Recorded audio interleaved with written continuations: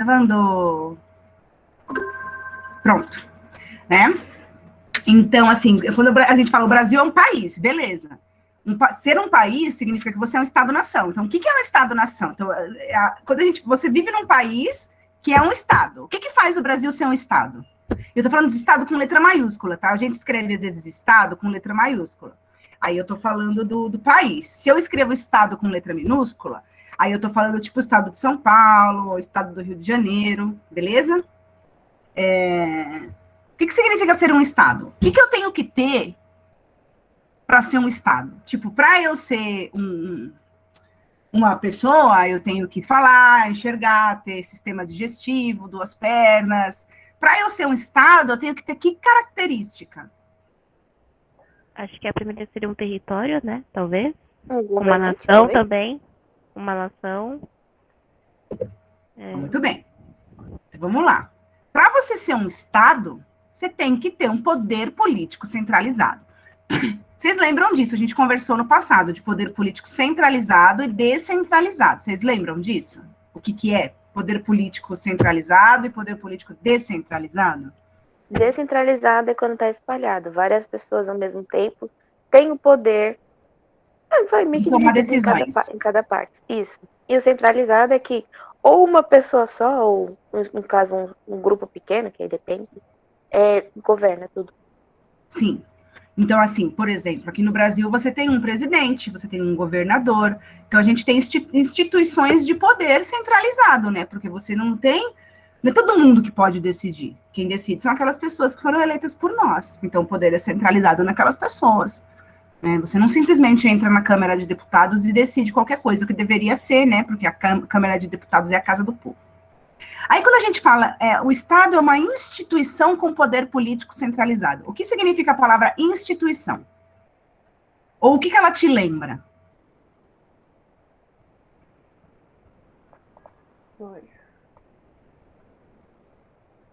Nada? Não sei. Uma instituição é quando você institui alguma coisa.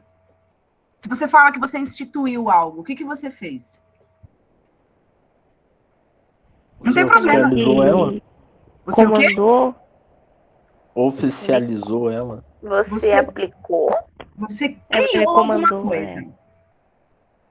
Então, vamos lá. Quando a gente fala, é muito importante a gente entender o que significa a palavra instituição em história. Porque você vai ouvir muito, tipo, o Estado é uma instituição, a igreja é uma instituição, a escola é uma instituição. Quando você institui algo, você cria algo. Você coloca algo para funcionar. Tá? Então, vamos supor, nós instituímos que para a próxima aula, eu vou mandar temas para vocês, e vocês vão pesquisar para me ajudar a pesquisar na aula, para não falar sozinha. Então, nós criamos essa condição. Quando a gente vive em sociedade, as coisas ficam um pouco mais complexas do que a nossa vida pessoal. Né? Você tem que lidar com muitas pessoas, com muitas variantes, e você tem que cuidar da sobrevivência de toda aquela comunidade. Né? Que no caso da gente, no Brasil, é enorme. Nosso país é enorme, né? Proporções continentais, a gente tem muita gente. E a gente precisa garantir que tudo isso, que todas essas pessoas dentro desse país, dentro desse território, se comuniquem de alguma maneira, que a gente se organize de alguma maneira. Então, para organizar uma sociedade, os seres humanos criaram instituições, ou seja, são estruturas ou mecanismos para regulamentar a sociedade. Então, quando você nasce, você vai no cartório registrar aquela criança. Né? Então, nós temos instituições burocráticas. Quando alguém morre, quando alguém casa ou quando alguém nasce, a gente tem que ir no cartório civil registrar que aquela pessoa nasceu, casou ou morreu, para que aquilo se torne oficial perante a lei, para que toda a sociedade entenda que aquilo é uma coisa oficial. Então, cada lugarzinho que a gente cria, tudo isso é humanizado, não é na natureza. A escola, por exemplo, é uma instituição. A escola não é da natureza, tampouco é vontade divina. A escola é uma criação humana, né? Então, a gente criou a escola. A escola é uma instituição que visa educar as pessoas. Aí, depende da sociedade que você tem, você vai usar a escola para uma coisa ou para outra. Pode ser que você use a escola para formar seres humanos que entendam sobre a sociedade, que saibam agir sobre as coisas que acontecem no mundo, ou você pode ter uma instituição escolar que visa formar mão de obra para trabalhar e que não seja muito ligada nas questões políticas, porque quanto mais burro, melhor. Então, depende do governo que você tem, depende da sociedade que você vive, a escola vai ter uma função ou outra, mas ela é uma instituição, ela foi instituída pelas pessoas para regular a vida social. Deu para entender? Sim. Sim. Jura, juradinho? Que eu achei que fosse tão complexo. Tá? Tô entendendo. Então, nós temos instituições religiosas. Tô entendendo também. Oi? Estão entendendo? Se não tiver, fala, ô, professora. Não, eu falei que... Tá, mas se alguém não tiver, se alguém viajou na maionese no que eu falei, me Pode falar, avisa. Aí não adianta levantar a mão que eu não consigo ver, tá? Aí você tem que me interromper mesmo. Não tem problema. Então, quando eu falo que uma instituição é uma criação do ser humano para regulamentar a nossa vida social, né? Imagina só, você vive em sociedade, você tem que ter algumas regras para você viver, porque senão a gente não vive de maneira civilizada, a gente vive que nem bicho na floresta. E ninguém aqui vai acordar às 7 horas da manhã para assistir aula online e viver que nem bicho na floresta, né? A gente é civilizado, então, por favor.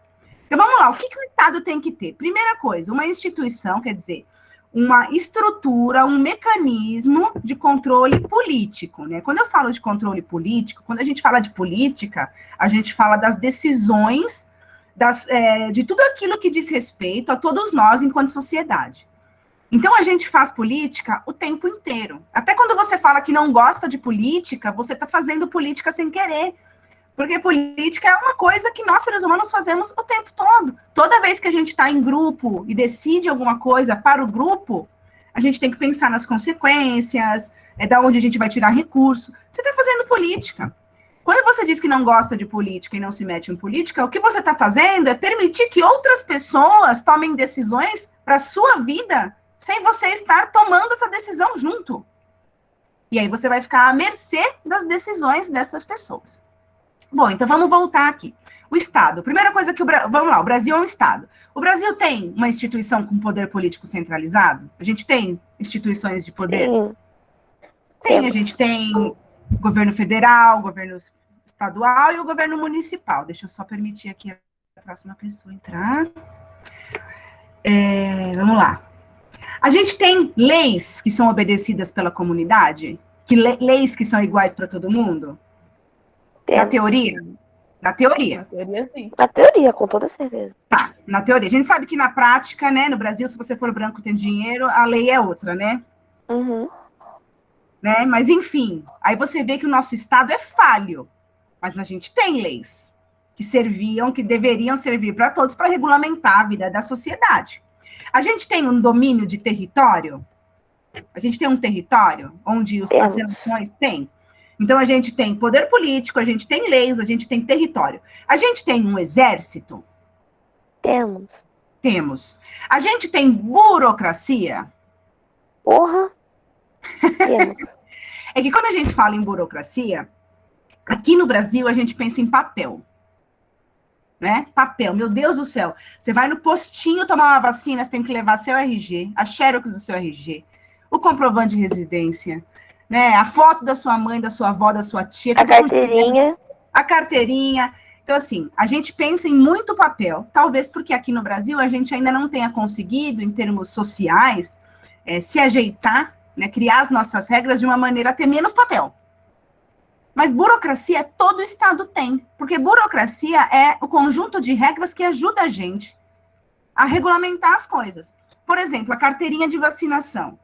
Ela é importante, porque senão, como é que você ou o cara do posto vai saber que vacina? Você vai decorar as vacinas que você já tomou? Não vai. Eu não vou. Não mesmo. Imagina você tomar 2 ou 3 da mesma vacina ou não tomar uma vacina. Então, você tem uma carteirinha para você ter essa parte da sua vida organizada. Então, algumas questões da burocracia realmente são necessárias. Outras coisas talvez sejam exageradas, talvez a gente tenha papel demais. Eu fui tirar a carteirinha lá do legal, eu tive que levar um papel da escola com o horário que eu trabalho, porque você pode usar só de manhã ou só de tarde, né, a carteirinha. Eu tive que levar uma cópia do meu holerite. Por que eu tenho que levar um papel da minha escola, comprovando que eu trabalho, e o meu holerite? Uma coisa ou outra não basta? Então, né? Eu tive que levar 2 papéis que falam a mesma coisa, que eu sou funcionária da prefeitura e que eu tenho o direito de tomar um ônibus porque a escola é longe. Então, assim, eu acho que é um exagero, e aí eu tive que levar original e cópia das coisas, porque ele confere com o original e fica com a cópia. Meu, tira foto, né? Hoje em dia, para que precisa de papel? Enfim, então pode ser que a nossa burocracia seja exagerada, né? Papel demais.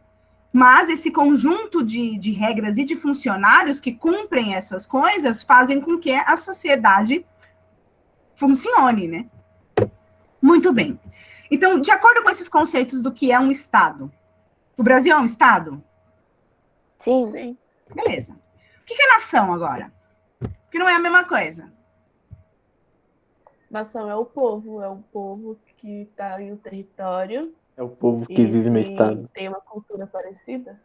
Uma cultura. Você nunca viu os caras falando, é nação Flamengo, nação corintiana? O que eles querem dizer com essa... Quando eles falam nação corintiana? Acho que tem mais a ver com o coração, com o sentimento que você tem em relação à coisa. Isso. Nação tem a ver com os sentimentos que nós compartilhamos entre nós. E esse sentimento, a gente fala, é um sentimento de pertencimento. Quando você fala que você é brasileiro e que essa é a sua nacionalidade, é porque você aprendeu isso e você sente isso. E isso também é uma coisa aprendida, ensinada e aprendida. Porque também não é uma coisa da natureza, e tampouco uma coisa divina, é uma coisa humana. Né? Então, a gente aprende que nós somos indivíduos que vivem nesse estado, e, portanto, nós compartilhamos coisas em comum, nós temos uma identidade comum, nós temos uma cultura parecida. Então, nós temos as mesmas tradições culturais. Por exemplo, não estou falando de gostar ou de não gostar, mas fevereiro tem carnaval, e isso é comum para todos nós. Não é para o argentino, não é para o finlandês, não é para o cara da África do Sul, ou para os australianos. É para nós.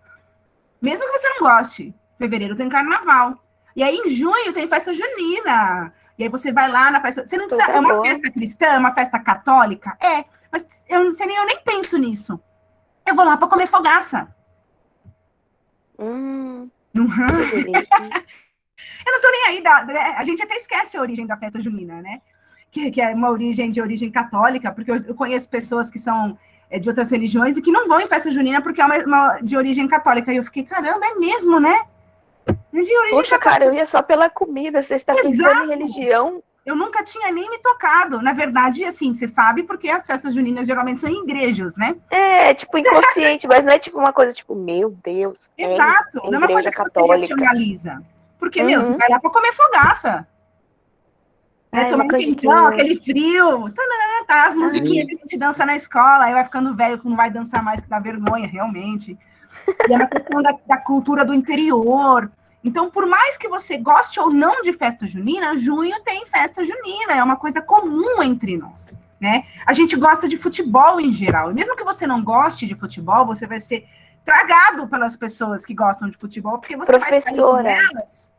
No dia que a gente fez o passeio pro museu do futebol, a gente tava lá falando, eles perguntavam os negócios, a gente falava. No final, eles falaram, nossa, vocês sabem bastante de futebol. E tipo assim, todos nós, exceto a Beatriz, tava mais no meio do futebol. Mas, tipo assim, ele perguntava de algum jogador. A gente falava, conheço todo mundo. Ele fala, então, tipo assim, tá tão dentro da gente que mesmo a gente não gostando, a gente sabe muito. Você assiste jornal, tem uma parte do jornal que dá notícia de futebol. Sim. Né? Hoje jogou Santos e Palmeiras. E aí o cara conta, o jornalista conta. Aí você viu política, economia, futebol, é uma parte do noticiário. Isso faz parte das nossas tradições, da nossa cultura. A gente compartilha isso, e isso faz com que a gente se sinta um mesmo povo. A gente compartilha o mesmo idioma. Então, se você viajar para o Amazonas, para o Acre, para o Rio Grande do Norte, para o Rio Grande do Sul, você vai entender o que aquelas pessoas falam. Todas elas falam muito engraçado. Porque todo mundo tem sotaque. Elas pensam a mesma coisa da gente. Você abre a boca quando você vai para outro estado, os caras olham para você e falam, não, você é paulista, né? É batata, assim, ó.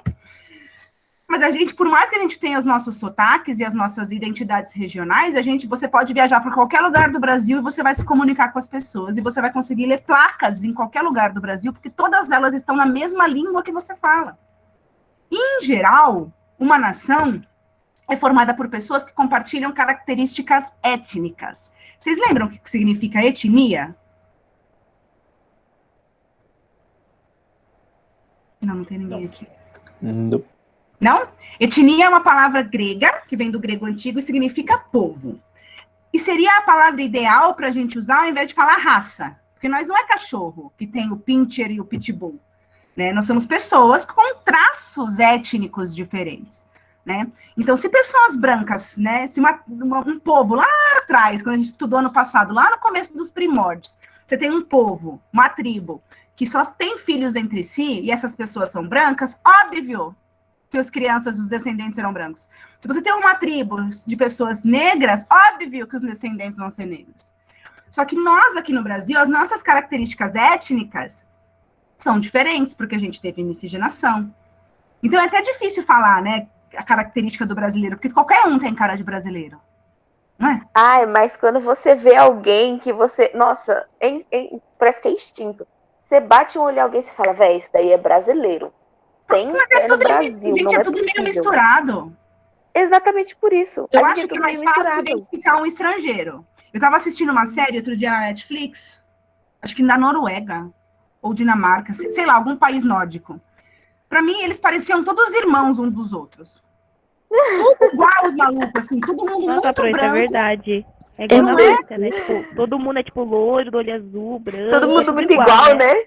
Tinha um menino com o cabelo castanhinho. Castanho claro. Todos os outros personagens da série, além de extremamente brancos, né, que é aquele branco leite, né? Que nem eu sou branca, eu sei que eu sou branca, mas eu sou amarelada.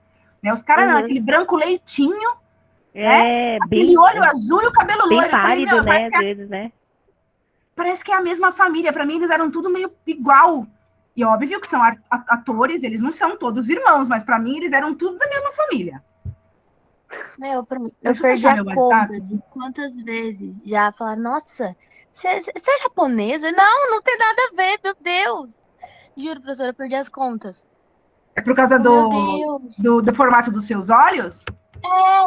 E as pessoas ficam passadas quando eu falo que não. Eu fico, oh, meu Deus, oh, Jesus, é As bobice. pessoas esquecem que existem outras etnias no Brasil, né? Não tem só Sim. japonês. Exatamente, vê não, é japonesa, professora, já chegou. Mas, na uma verdade, eu vez. fui num passeio... O último ano que a gente foi para a escola, não foi ano passado, foi o outro. Eu fui com a professora Elza e o pessoal do ensino médio, acho que vocês estavam no 9º ano. A gente foi numa tribo indígena. Uma tribo, não sei... Ai, que tudo. Eles ainda ensinaram, não fica falando tribo. A gente foi numa comunidade indígena lá no Jaraguá. E eles têm um rostinho assim, mais alongado aqui assim, o olhinho mais puxadinho assim. Sim. Com sim, certeza eles não são japoneses. Mas também então, pelo tom de isso- pele também dá pra saber, né? O tom de pele do indígena também é bem escuro também, né? Pelo que eu um geralmente tom já vi em foto, é bem avermelhado. escuro. É um tom avermelhado. Chegaram a afirmar. É, eu isso fico, aí. meu Deus. Tudo bem, então, dá para entender o que é uma nação? Então, o Brasil, Sim. nós temos um sentimento de identidade? Sim, A gente compartilha das mesmas tradições culturais? sim. A gente compartilha do mesmo idioma? Sim. Graças a Deus. O melhor idioma no mundo, eu diria. Aquele que a gente sabe falar é sempre o melhor.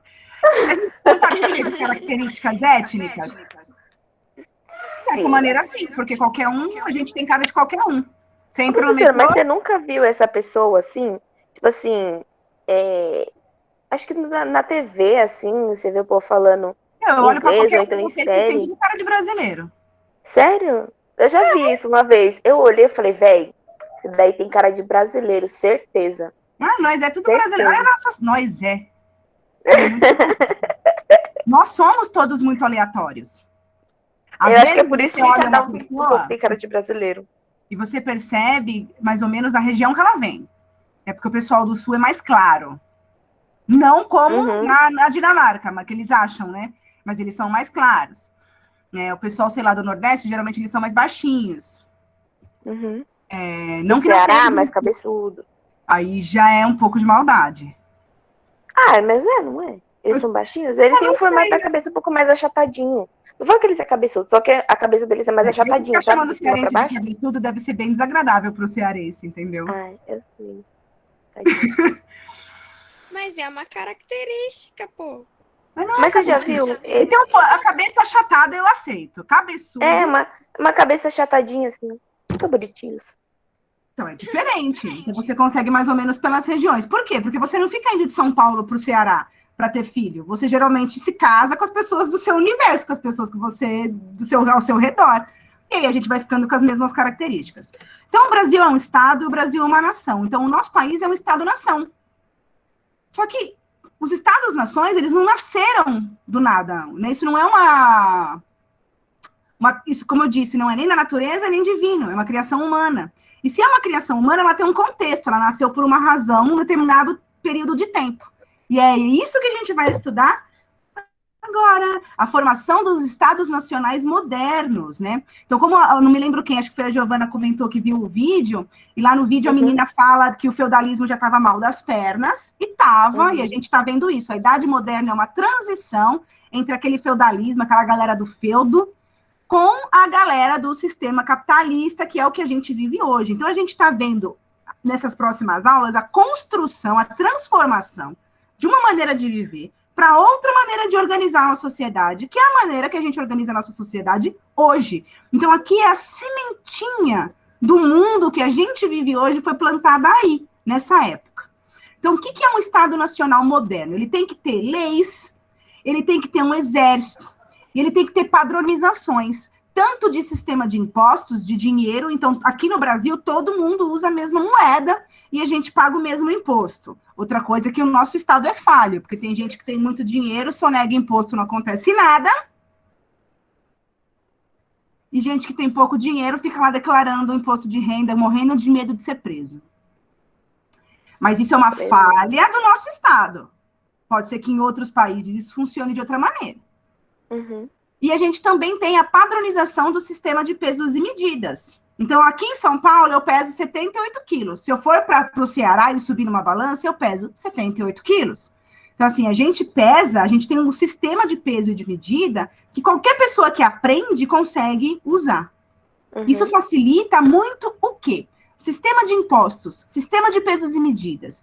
Você acha que o ser humano criou isso porque o cara estava lá assim, nossa, que tédio. Acho que eu vou criar um sistema de pesos e medidas. Não, acho que foi por causa do comércio. Exato. Isso facilita o comércio. Porque, tipo, imagina assim, a gente está dentro do mesmo país, eu produzi uma coisa, você é outra, eu quero comprar aquilo que você tem, aí você fala que custa 2 moedas de ouro, e a minha moeda não é de ouro, a minha moeda é de prata, então a gente não tem nem a mesma moeda. Então, para a gente poder fazer comércio, a gente tem que ter um padrão de valor, do que vale o quê, para que a gente consiga fazer as trocas. Isso tudo vai nascer com o fim do feudalismo. Quando o feudalismo começa a entrar em ruínas e a burguesia, os burgueses que viviam lá nos burgos, ao redor dos feudos, essa gente começa a ganhar dinheiro, elas começam a se interessar por política. Por que isso acontece? Porque se eu tenho dinheiro, eu tenho poder econômico, eu tenho dinheiro, eu tenho riquezas, mas eu não tenho poder político, eu não consigo jogar as regras do jogo, eu não consigo dar as cartas. Se eu dou as cartas, eu consigo me favorecer a minha própria classe e a gente consegue prosperar mais. Né? Então, o que a gente está vendo é que os burgueses é uma classe que aparece e destrói completamente a lógica do feudalismo, porque eles vão mudar completamente a lógica da existência, né? Não é mais agora simplesmente você produzir ali, pagar seu dízimo, consumir e sustentar o rei, porque você tem gente com outros interesses. Então, o Estado-nação mais antigo da Europa é Portugal. Isso mesmo. Eles vão se formar, a gente pode falar disso depois, quando a gente falar... não sei se vai dar tempo. Eu pus aqui o mapinha, então tá. Eles vão se formar da reconquista da Península Ibérica. Vocês sabem o que é reconquista da Península Ibérica? Conquistar de volta. Isso. Mas o que é Península Ibérica? É a parte Península da Ibérica. Tá, aqui, tá vendo aqui esse mapinha aqui que eu tô com o mouse, ó? Tá vendo? Tá vendo esse troço aqui que eu tô circulando? O verdinho aqui é Portugal e esse amarelinho aqui é a Espanha, tá? Isso aqui, ó, que eu tô circulando com o mouse, isso aqui é uma península. A península é um acidente geográfico. Uhum. Define para mim, península. Península é quando um pedaço de terra ele só é ligado a outro pedaço de terra por um único caminho. E em volta ele é envolto por água. Muito bom. Que é diferente de ilha, né? Porque se fosse ilha, teria água por todos os lados. A península ela tem uma ligaçãozinha com o continente. Essa península, onde está Portugal e Espanha, é a Península Ibérica. O nome dela é Península Ibérica. Muito bem.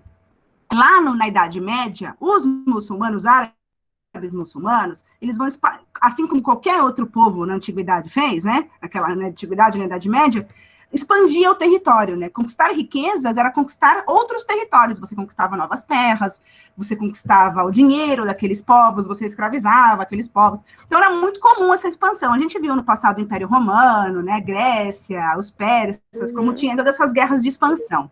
Então, os árabes muçulmanos, que são originários lá da Península Arábica, que é outra península do outro lado da África, começam a expandir o território deles, e eles vão pelo norte da África.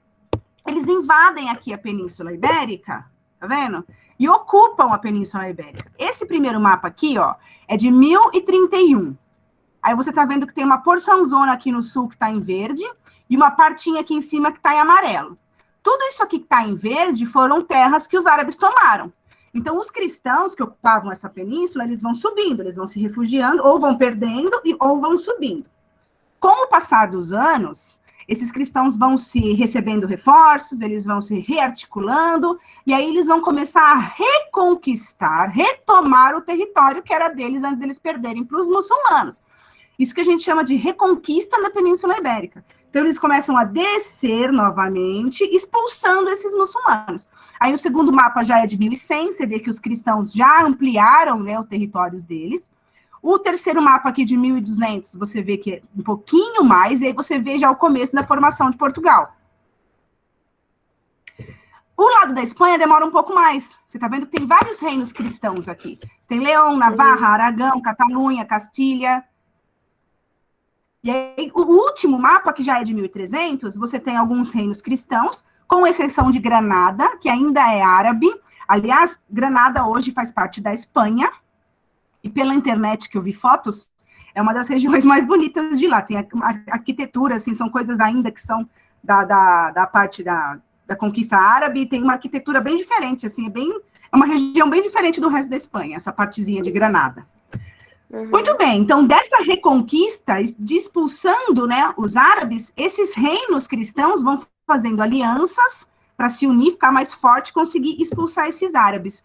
E aí, a partir disso, esses reinos vão se unindo, vão se unificando.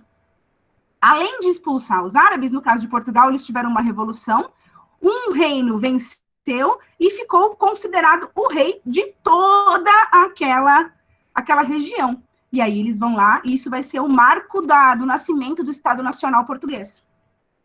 Tudo bem até aqui? Uhum. Eu fico ouvindo barulho, é o chat, né? Não, Acho Granada, boom. Muito bem. Eu falei, nossa, um barulho, será que alguém entrou? Não, foi um comentário. E aí a gente vai ver a relação que tem esses reis com essas burguesias, tá? Então, eu vou só comentar um pouquinho, né? Depois a gente vai ter a formação da Espanha. A Espanha vai ser um pouquinho diferente. A Espanha, além da questão dos reinos se unificarem para ficar mais fortes, você vai ter um casamento, né? Porque você tinha 4 reinos cristãos, que era Castelo, Aragão, Navarra e Granada. E aí você vai ter 2 reis, 2 reinos diferentes, e todo mundo aí é cristão, e nessa época, quando eu falo cristão, eu falo católico, tá? Não existe evangélico protestante ainda, isso é a partir de 1517 só, que é a nossa próxima matéria. Então, esses reinos cristãos, 2 deles, o reino de Castela e o reino de Aragão, vão se unir através de casamento. Então, a Isabel de Castela e o Fernando de Aragão se casam e unem os seus reinos para fortificar ali o seu território, né? É muito louco que as pessoas morrem em guerras em nome de seus países, e esses países se formaram nesses contextos. Vamos casar, unir, ficar mais forte. E foi o que Eu vou casar com você é bonita, tem que... Eu acho que não era questão de ser bonito, não, era político mesmo. Eu acho que tem histórias de reis e rainhas, assim, que se escolhiam. O rei tinha pretendentes nas casas reais europeias. Que era muito comum também os caras casar mais pra frente, né? A gente vai ver isso. Os caras casavam os reis, tipo, o rei da França casava com a princesa da Áustria para poder fazer aliança política. Não unir o território, mas fazer aliança. Tipo, somos amigos, hein? Caso de guerra, tamo aí. E aí, tipo, os caras mandavam retrato, pintura. Essa é fulana, essa é ciclana, essa é outra. Aí os caras olhavam as pinturas, negociava termos políticos. E aí, quando a mina vinha, já vinha para casar. Jesus. O casamento era uma instituição que tinha uma função política. E, de certa maneira, ainda tem. Mas hoje em Só que dia menos, você faz isso por amor. Porque você quer. Porque você quer. Mas mesmo que você não queira, existe uma pressão. Eu tenho 35 anos, eu tenho que constantemente responder para as pessoas por que eu não me casei, por que eu não quero me casar, por que eu não tenho filhos. Então, eu não quero, eu não faço, mas eu ouço. Não sai de graça, né? Muito bem. Esses caras, a Isabel de Castela e o Fernando de Aragão, né, que vão se tornar os primeiros reis da Espanha, do Reino Unificado, eles vão ser os caras que vão apoiar a viagem do Cristóvão Colombo, que vão financiar as caravelinhas do cara que vai colar aqui na América sem querer. Doido, hein? Esses caras também perseguiram muitos judeus. Não, vocês já ouviram a expressão cristãos novos? Não. Então, o judeu é um povo que foi perseguido desde sempre. Por 80 países, né? Não, desde olha sempre. lá. Lá na antiguidade, os caras foram escravizados lá pelos egípcios. Então, assim, quando você tem o cristianismo na Europa, que acaba com o paganismo, esses judeus começam a ser perseguidos também. E os judeus, eles são muito orgulhosos. Porque, assim, você não vê judeu batendo na porta da casa das pessoas para converter ninguém. Por que eles não fazem isso? Porque o judeu, eles se consideram uma pessoa especial, porque ele é descendente de Jesus. Jesus era um hebreu. Descendente, quero dizer, não filho, né, direto, assim. Mas, assim, nós somos do povo de Jesus. Então, eles se consideram muito especiais. Eles não vão por aí converter gente para ser judeu. Esse judeu é muito especial. Eles têm a religião deles tem uma outra lógica. E na Europa, onde tinha reinos cristãos fortes nessa época, esses judeus eram perseguidos e forçados a se converter ao cristianismo. E aí essas pessoas eram chamadas de cristão novo. Era um judeu convertido ao cristianismo. E mesmo assim tinha gente que era perseguida. Aí depois a gente pode até conversar sobre isso, porque era muito louco, porque o judeu, ele era perseguido, então ele se convertia ao cristianismo. Mas na casa dele, ele continuava sendo judeu. Ele se converteu para não ser preso, para não ser morto. Então ele se converteu na frente de todo mundo para viver a vida dele. Só que aí, às vezes, eles eram espiados. Então, em casa, eles tinham que tomar cuidado, até dentro da casa deles, em como eles celebravam a religião deles para não ser pegos. Muito doido. Então, aí, esses reis, aí, Isabel e Fernando, perseguem os cristãos novos, perseguem muçulmanos, e aí eles vão formar um reino, que é a Espanha, e que é um reino extremamente cristão católico. Extremamente. Ok? A gente vai ter a formação da Inglaterra nesse período também, que foi da Guerra dos 100 Anos e a Guerra das Duas Rosas, que foram duas guerras que ajudaram esse país a se centralizar e formar um paizinho ali. Está aqui em cima no mapinha, ó, em vermelho. A gente também teve a formação da França, né? Que também veio aí da vitória da Guerra dos 100 Anos. Então, a Guerra dos 100 Anos foi uma guerra entre Inglaterra e França. Essa guerra fez com que as pessoas tivessem... Lembra que eu falei que nação é uma questão de sentimento? Quando a gente briga com alguém, a gente fortifica o sentimento que a gente tem pelas pessoas que brigaram junto com a gente, não contra nós. Então, a França e a Inglaterra nascem desse sentimento, dessa revanche, né? E aí você tem a formação de França e Inglaterra. Então, esses 4 países são os países mais antigos, são os Estados-nações mais antigos que a gente tem. E tudo isso aconteceu da aliança do rei com a burguesia. Agora eu preciso ver que horas são, dá tempo. Antes disso, vocês estão aí, vocês estão vivos, estão respirando? Sim, sim. Tô sufocando. Não, tá bem legal, tô entendendo tudo. Bem legal. Gente, eu chego a sentir saudade disso, de entender tudo numa aula. É lindo de se ver, chega e fica emocionada. Tô chorando, né? Caguei. Fiquem tranquilas, semana que vem vocês estão cheios de aula. Ai, Deus. Dá até um frio na barriga, né? Meu Deus do céu. Ai, meu Deus. Que novidade, né? Voltar a estudar. Então, vamos lá. Então, a gente falou um pouquinho da formação desses países. Se vocês quiserem, eu posso recomendar links para vocês estudarem isso, caso vocês tenham mais interesse na formação peculiar de cada país, nas tretas que levaram cada país a se formar, mas agora eu quero falar em geral, tá? Pensa no contexto geral. Então, você tinha um contexto lá do feudalismo, né? Lá no feudalismo, na Europa, o poder era descentralizado, porque você tinha um rei, né? Um rei cristão, de um determinado império cristão, que a gente falou disso ano passado. Mas esse rei, ele não governava com mão de ferro tudo que tinha ali, porque ele doava partes de terras, e aí que vai nascer a nobreza, né? Então o cara pegava e falava, essa região aqui, que é divisa do meu reino com o reino do outro. Isso aqui eles chamavam essa divisão, eles chamavam aquela região de marco. E aí eu pegava um cara e falava, você que é de confiança minha aqui, você vai ganhar esse lote de terra e você vai cuidar desse marco, então você é um marquês. Agora eu vou pegar um lote de terra aqui e vou chamar esse lote de terra de ducado. Você que vai cuidar desse lote de terra vai virar o duque.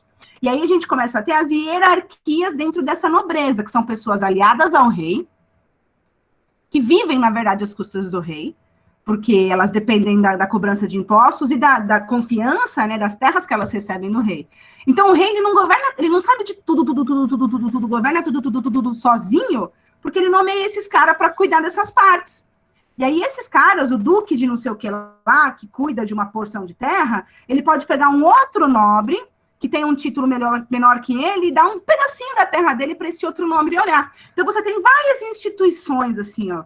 Rei, aí você tem uma porrada de nobre que tomava conta ali, que dominava, tomar conta parece uma coisa boa, né? Que dominava ali partes de terra. E aí isso começa a se transformar, né? Com o renascimento do comércio, com o renascimento das cidades e com a ascensão, quando eu falo ascensão, eu falo subida, né? Da burguesia, que é uma classe social que não existia na Idade Média. Os burgueses, eles não fazem parte da lógica da Idade Média. Na Idade Média, você tem os nobres, você tem os membros do clero, que são os caras da Igreja Católica, e tem o povão, os servos. E aí, esses burgueses, eles são uma novidade. Eu falo, que gente é essa que vive de comércio? A questão é que essa gente que vive de comércio começa a ganhar muito dinheiro. Muito dinheiro. E aí, o rei e a burguesia, eles vão fazer uma aliança. Quando eu falo em aliança, eu não estou falando que eles, nossa, rei, eu sou burguês e eu te amo.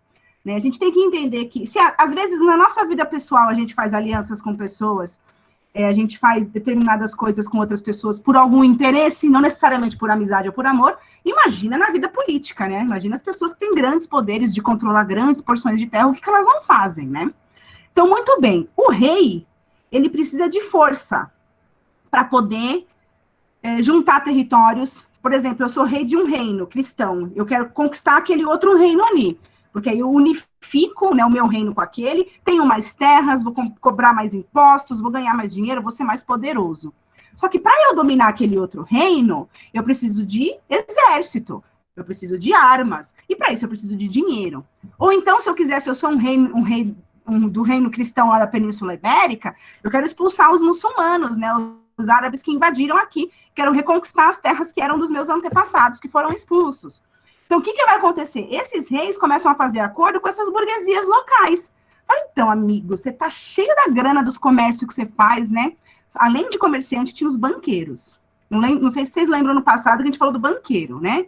O nome banqueiro vem porque os caras iam nas feiras e montavam uma banca. E aí, o que eles faziam? Eles trocavam dinheiro para as pessoas, para os viajantes que vinham de longe. Claro que eu vou trocar seu dinheiro para você fazer comércio aqui, isso tem um preço, eu vou ficar com uma parte do dinheiro. E emprestavam dinheiro a juros. Hoje os bancos dominam o mundo. E esses bancos nasceram, né? Esse tipo de... O banqueiro, a figura do banqueiro surge lá no fim da Idade Média. Muito bem, então esses burgueses, esses comerciantes, esses banqueiros, eles falam assim, então beleza, rei, você está precisando de grana para fazer seu exército, para comprar arma e tal? Beleza, só que assim, a partir do momento que você tem o seu reino, você vai fazer coisas para me proteger. O que é me proteger? É proteger os meus negócios, dos negócios dos burgueses que estão lá longe. Então, assim, você vai fazer, os burgueses que vêm lá daquela outra região vão vir aqui tentar vender coisa. Você não vai deixar, ou então você vai cobrar muito imposto para a mercadoria daquela pessoa que vem lá de longe ficar tão cara, tão cara, tão cara, que as pessoas vão preferir comprar a minha. Então, esses países Não surgiram quando a gente fala de nação, né, que a gente fala com tanto amor do nosso país, e as pessoas vão para a guerra e morrem em nome de seus países, e a gente briga com os outros nos jogos por causa do nosso país. Esses países, eles são formados na aliança de interesses políticos e econômicos de reis cristãos na Europa e de burgueses que querem proteger e prosperar com os seus negócios. E isso não é uma relação de amor, de amizade, isso é uma relação de interesse. E é uma relação de interesse desse período. E essa relação de interesse vai durar um tempo.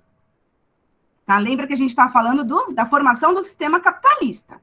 O capitalismo tem esse nome porque o objetivo do capitalismo é acumular capital, que são riquezas. Não é necessariamente dinheiro, pode ser terra, pode ser fábrica, pode ser mercadorias. Você acumula riqueza. Riqueza não é infinita, né? Riqueza, ou você acumula muito, as outras pessoas da sociedade ficam sem e você quebra aquela sociedade, ou você tem que ficar constantemente criando riquezas novas, o que não é simples, porque você precisa de recursos da natureza para criar riqueza, e recursos da natureza também não são infinitos. Então, às vezes, o capitalismo esgota as suas possibilidades, porque eu já acumulei tanto que aquela sociedade quebra. Ou então eu tenho outros interesses para desenvolver os meus negócios e determinado grupo político está me atrapalhando. Se eu tenho alguém lá que está me atrapalhando de desenvolver meus negócios, o que eu faço? Choro? Normalmente, eu acho que tenta matar. Ou então tentar comprar a pessoa, talvez? Tentar comprar a pessoa, para que tá cortado aqui meu slide. O meu medo é a naturalidade que ela fala isso. Tenta matar. Dá uma matada, porra, com a Não, perna, dá uma pra machadada na cabeça. Pra gente, isso é bizarro falar. Por quê? Porque a gente é peixe Normalmente pequeno, é a gente é normal. gente comum. Para essas pessoas não devem ser. Então, olha só, o rei e a burguesia fazem uma aliança ali política. Naquele momento histórico, aquilo foi bom para ambos. Porque o rei se fortaleceu, o rei teve mais condições, cobrou impostos, conseguiu construir exércitos, conseguiu ampliar seu reino, conseguiu convencer toda aquela gente que a partir de agora elas tinham que obedecer a ele. Escuta aqui, eu sou seu rei agora. Porque imagina, o cara vem, domina seu território e fala, agora eu sou seu rei. Não é tão simples assim, você precisa construir coisas, você precisa unificar a moeda, você precisa encher as cidades com pinturas da sua cara, moedas com a sua cara, para as pessoas entenderem que agora elas te obedecem. Você precisa criar mecanismo de fazer as pessoas se relacionarem com isso. Porque senão, se você chegar aqui na minha casa e falar, agora eu mando em você, eu vou falar. Você tem que criar mecanismo para estabelecer poder sobre as pessoas. E a burguesia se beneficia porque agora ela tem um Estado, um governo que vai cuidar dos interesses dela. Que vai me ajudar a prosperar economicamente. Só que isso não vai durar para sempre. Vai chegar uma hora, por isso que eu coloquei que o rei é o iludido. Vai chegar uma hora que o rei, que a nobreza vai se tornar um empecilho para esses burgueses, que eles vão começar a pensar, nossa, se a gente se livrar do rei, a gente ganha ainda mais dinheiro. Porque se eu me livro do rei e eu governo, eu não preciso mais sustentar esse maluco e eu consigo me favorecer ainda mais. E é por isso que nós vamos estudar revoluções burguesas esse ano. Inclusive, a Revolução Francesa. Vocês não lembram da Revolução Francesa, lá do 8º ano? Guilhotina! Guilhotina! Gente, os burgueses pegaram a nobreza na França, pegaram padres na França, botaram na guilhotina e cortaram a cabeça deles. E nós vamos estudar isso com mais detalhe mais pra frente. Cara, bravo. E não vai ser a única, nós vamos ver revoluções burguesas também na Inglaterra. Então, vocês vejam só, olha a sementinha que foi plantada. Você tem lá um rei que precisa de dinheiro para se fortalecer. E você tem burgueses que precisam de um Estado que protejam seus negócios para eles prosperarem. Aí eles são amiguinhos, mas a vida, as coisas mudam ao longo do tempo. Se na nossa vida pessoal as coisas já mudam ao longo do tempo, imagina quando a gente fala da vida social, né? Da nossa coletividade, se transforma muito. Quando o rei não é mais necessário para a burguesia vai se livrar dele. E a gente vai ver isso mais para frente. Por enquanto, vamos continuar falando da sementinha. Né? E essa sementinha, essa união, né, essa formação desses países vai dar origem ao Estado absolutista. Que horas são? Posso continuar daqui semana que vem? Porque vocês têm outra aula e eu tenho coisa para falar. A gente tem outra aula de quê? Vocês têm aula A 11 gente horas. não, amigo. Não é a gente, é o resto do pessoal. Deixa eu É, parar a de ver. educação Ah, é física. por. Eu mandei lá no grupo.